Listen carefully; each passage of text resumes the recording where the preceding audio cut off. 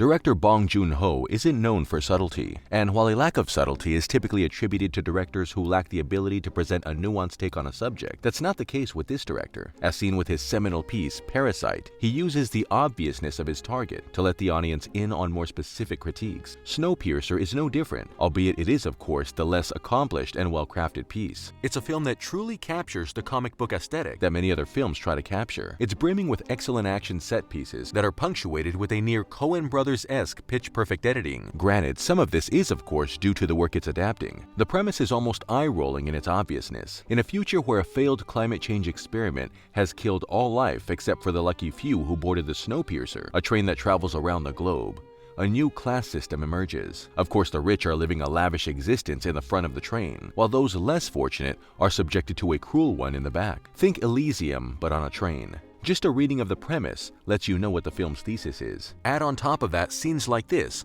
which dispel any remaining ambiguity, and what you have is one of the most transparent critiques ever filmed. Now, as in the beginning, I belong to the front. You belong to the tail. When the foot seeks the place of the head, a sacred line is crossed. Know your place.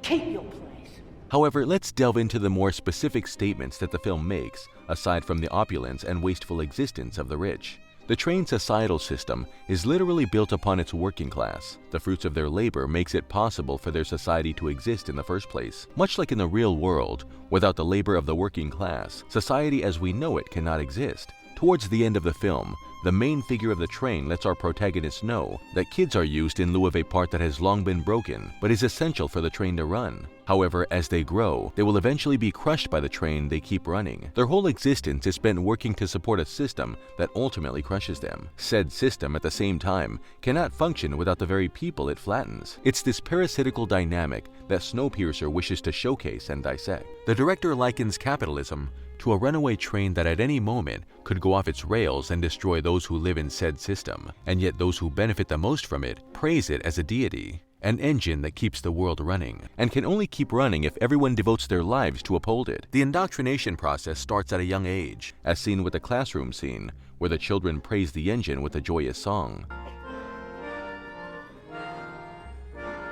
What happens if the engine stops? We all freeze and die. Its ending seems to present the notion that the only way to truly live is to exist outside of the system that causes so much suffering, and that's hurling as a destructive force of nature through the world. Of course, we find out that life outside of said train is possible, as the polar bear seems to be surviving, and the fact that the two last characters aren't immediately overwhelmed by the cold temperature. Granted, not sure how their life will turn out due to the need for shelter and food, but given the farcical nature of the majority of the film, this is forgivable. Do you agree with my explanation of Snowpiercer? Comment down below if you do or don't.